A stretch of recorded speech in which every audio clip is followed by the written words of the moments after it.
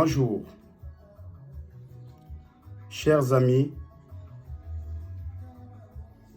je vous dis encore en plus que je ne suis pas venu pour faire encore de la morale aux gens. L'heure est très grave. Les gens sont en train de mourir. Respectons les consignes données par les autorités. Quel que soit là où tu te trouves. C'est très important. Soulager les médecins, les docteurs. Vous êtes en train de suivre. Les docteurs commencent à voyager de pays en pays. Les Chinois sont venus en Italie. Les Cubains sont venus encore en Italie. L'heure est grave. Restons à la maison.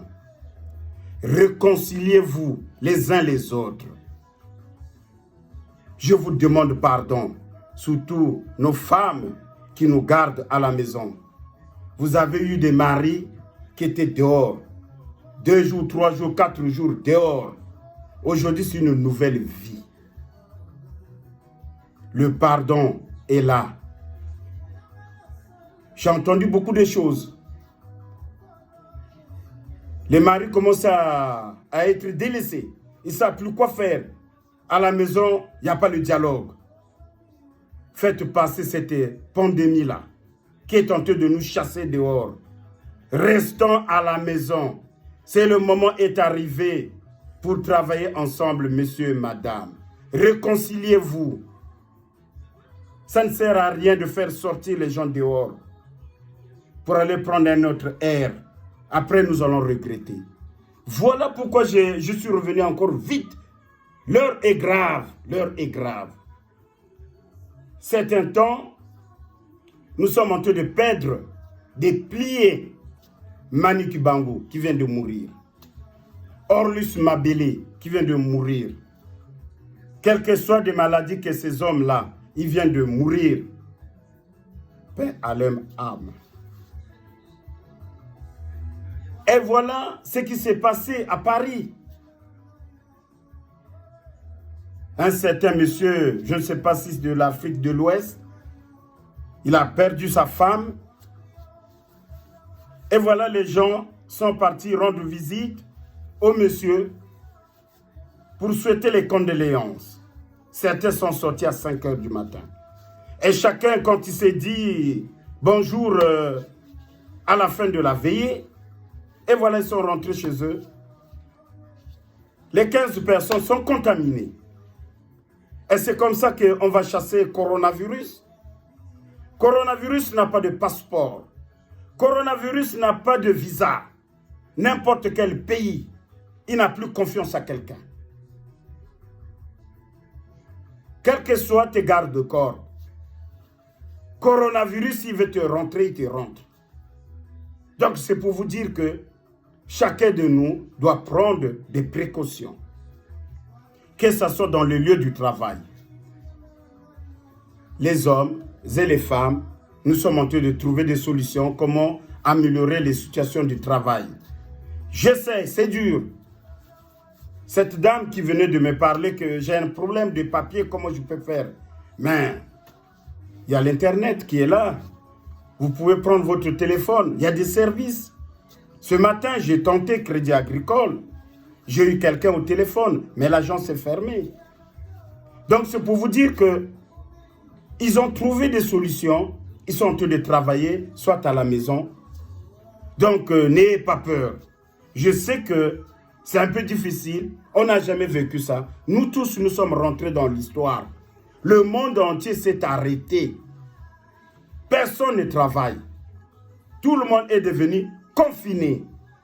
Mais il n'est pas dit que être confiné à la maison, c'est pour régler les comptes à la maison, monsieur, madame, ou les enfants. Laissez cette épidémie-là passer. Nous allons retrouver notre paix. Si vous voulez revenir tel qu'on vivait avant, respectons les consignes données par les autorités. Si nous voulons encore rester longtemps à la maison, continuons à vivre tel que nous sommes en train de penser. Je vais vous dire un truc. Vous partez au Réa, il n'y a plus des appareils. Au Réa, il n'y a plus des appareils. Comment on va faire pour sauver les gens? Si nous sommes confinés, il y aura moins de monde qui va se rendre à l'hôpital. Je vous demande, au lieu d'engorger l'hôpital, si nous restons à la maison, nous allons désengorger l'hôpital. C'est pour vous dire que plus il y aura du monde, ils auront du mal à travailler. Mais si les gens sont confinés chez eux, on va leur donner moins du travail. C'est des êtres humains, les docteurs, tout ce monde. Vous voyez comment on vous dit que les médecins sont en train de mourir. Les infirmières sont en train de mourir. Ce sont eux qui sont à la première loge. Pourquoi on ne les écoute pas? L'heure est grave. L'heure est grave. Le coronavirus ne connaît personne. Il ne dit pas que c'est mon grand frère, que celui-là, je vais l'épargner.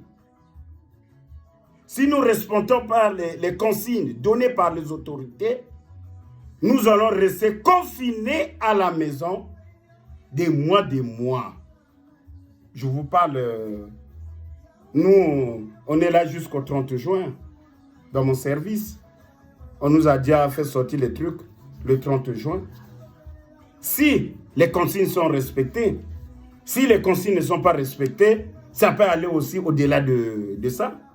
Donc c'est pour ça que je lance cet appel pour vous dire que Dieu nous aime, respectons les consignes données par les autorités, nous allons marcher la main dans la main.